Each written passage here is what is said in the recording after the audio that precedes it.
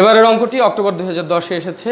এটা হচ্ছে if y equal to x square minus 1 to the power n prove that x square minus 1 y n plus 2 plus 2x y n plus 1 minus n into n plus 1 y n equal to 0।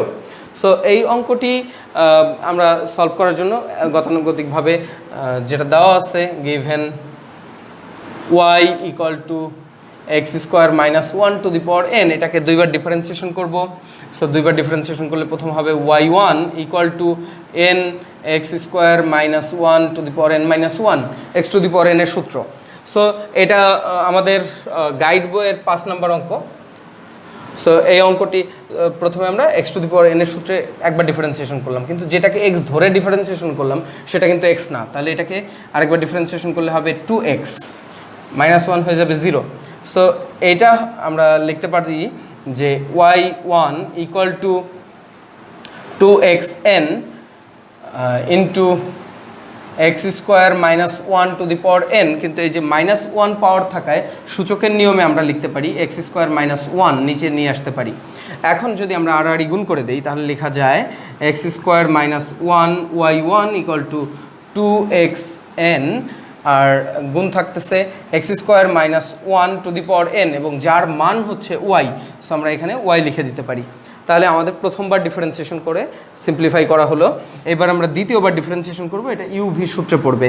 UV সূত্রে পড়লে আমরা লিখতে পারি x square minus 1 y1কে differentiation করলে হয় y2 plus y1কে রেখে এটাকে differentiation করলে হয় 2x। সো আমরা 2x গুণ করে রাখলাম ইকুয়াল টু, এইখানেও আমরা এক্স ইউভি সূত্রে পড়ে।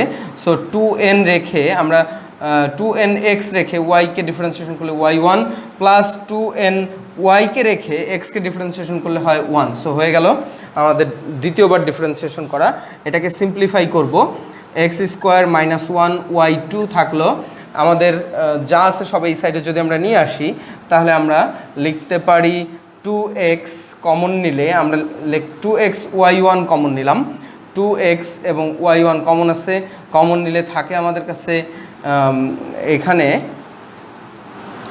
আমাদের কাছে থাকতেছে হচ্ছে 1, কারণ এখানে 2x y1 টোটালটা কমন নেওয়া হয়েছে, মাইনাস 2x y1 যদি কমন নিই তাহলে 1 মাইনাস n, আর এটাকে এই পাশে আনলে 2ny ইকুয়াল টু 0। সো আমাদের যেটা হলো সেটা 2x y1 মাইনাস 2nx, এইটাই হচ্ছে আমাদের 1 নং সমীকরণ। আমরা এটাকে এখন জাস্ট লিবনিজ থিওরাম অ্যাপ্লাই করব। সো এখানে লিখব অ্যাপ্লাইং লিবনিজ থিওরাম, সংক্ষেপে লিখলাম, এটা আপনারা সম্পূর্ণভাবে লিখবেন অ্যাপ্লাইং লিবনিজ থিওরাম।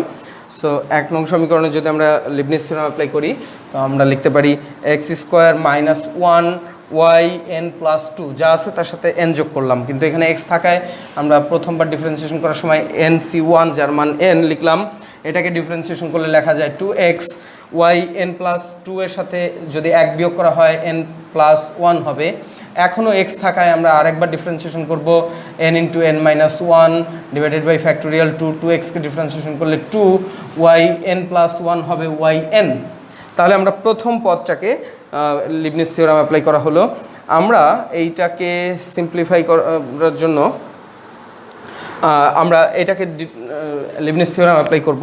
আমাদের এখানে এটাকে এইভাবে লেখা যায় 2 into 1 minus n into X Y n plus 1।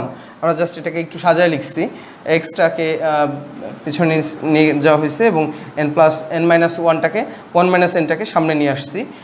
y এখানে ছিল 1, আমরা n যোগ করে দিলাম। সো এখানে যেহেতু x আছে সেহেতু এটাকে আমাদের আরেকবার ডিফারেন্সিয়েশন করতে হবে, সেখানে nc1n। এটাকে যদি আমরা ডিফারেন্সিয়েশন করি তাহলে আমরা পাবো 2 ইন্টু 1 মাইনাস n সহগ আকারে থেকে যাবে, xকে ডিফারেন্সিয়েশন করলে 1, এখান থেকে হবে yn, n প্লাস 1 থেকে 1 কমে গেল। আর আমাদের কাছে আছে 2ny, এটাকে আমরা লিখতে পারি minus 2ny n equal to 0, কারণ এখানে কোনো n সংখ্যা নেই, জাস্ট n যোগ হয়ে যাবে। সো লিবনিজ থিওরাম অ্যাপ্লাই করা হয়ে গেছে। এখন জাস্ট আমরা এটাকে সিম্পলিফাই করে বা আমরা এটার সাথে মিলিয়ে দেওয়ার চেষ্টা করব। এই 2 কাটা যাবে। সো আমরা মিলিয়ে দেওয়ার জন্য যেটা করব, X square minus one Y N plus two থেকে গেল। আমরা এন প্লাস ওয়ান কার কার কাছে আছে দেখব। এন প্লাস ওয়ান দুইটার কাছে আছে। এই দুইটার থেকে এন প্লাস ওয়ান যদি আমরা কমন নিই, এন প্লাস ওয়ান আমরা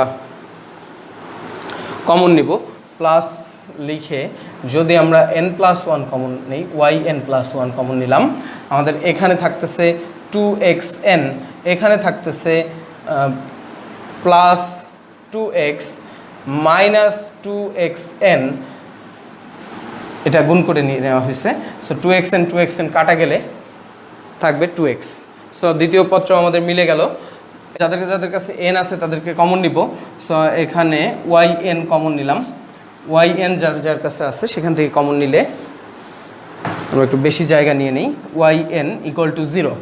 আমরা দেখতে পাচ্ছি যে এখানে yn যার কাছে আছে সেখানে n স্কোয়ার মাইনাস n, আমরা এখান থেকে গুণ করে নিয়ে নিলাম।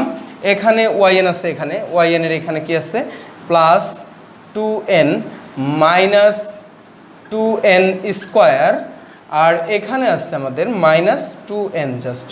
সো এই কয়টা আমরা যদি সলভ করি, তো এখানে 2n কাটা যায়, এখানে থাকে হচ্ছে minus n square minus n, কারণ এখানে 2n স্কোয়ার আর n স্কোয়ার কাটাকাটি গেলে।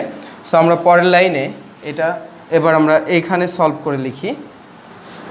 অতএব লাস্ট লাইনে আমরা এভাবে লিখে দেব, X square minus one Y N plus two plus 2x yn plus 1, এবং এইটাকে যদি আমরা সলভ করি তাহলে আমরা লিখতে পারতেছি এখানে মাইনাস